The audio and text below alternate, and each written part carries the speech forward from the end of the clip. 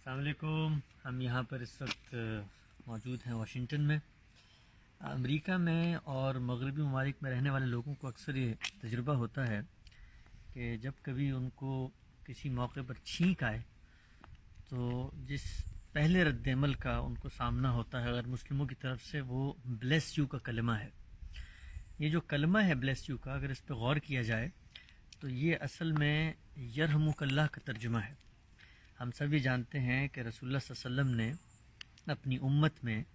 جس دینی ٹریڈیشن کو جاری فرمایا، چھینک کے موقع پر اس کو تشمیت کہتے ہیں۔ رسول اللہ صلی اللہ علیہ وسلم کا فرمان ہے اذا عطس احدکم فلیقل الحمدللہ،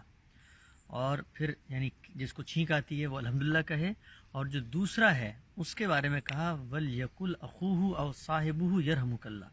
کہ جو اس چھینک کو سنتا ہے وہ یرحمک اللہ کہے، یعنی اس پہ دعا بھیجے۔ ہم سب بھی جانتے ہیں کہ جو چھینک ہے وہ ایک اختلال، ایک تردد کا موقع ہوتا ہے انسانی جسم میں، اور اللہ تعالیٰ چھینک کے ذریعے اس سے نجات دیتے ہیں۔ تو اللہ کے رسول نے یہ ٹریڈیشن جاری کیا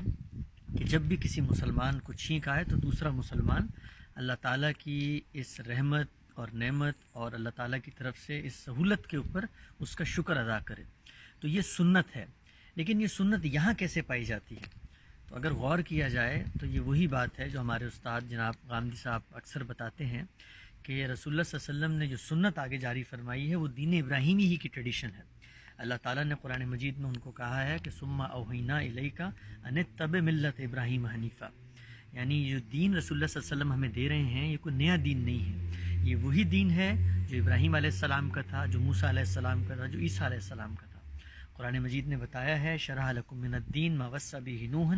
والذی اوحینا الیک ما وصینا بہ ابراہیم و موسیٰ و عیسیٰ ان اقیموا الدین ولا تتفرقوا فیہ۔ تو دین کی جو الہامی روایت ہے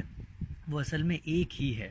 اور سنت جو ہے وہ دین ابراہیمی ہی کے ٹریڈیشن کا نام ہے۔ یہی وجہ ہے کہ مسیحیوں کے اندر بھی وہی سنت تشمیت کی جو رسول اللہ صلی اللہ علیہ وسلم نے جاری فرمائی، جس پر اصرار کیا، لوگوں کو توجہ دلائی، آج بھی پوری آب و تاب کے ساتھ یہاں پر ہمیں مغربی ممالک میں جاری و ساری نظر آتی ہے۔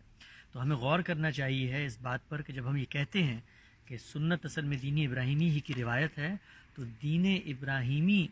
کو ماننے والے جو لوگ جہاں رہتے ہیں وہ اسی طرح سے آج بھی بیشتر سنن پر عمل پیرا ہیں۔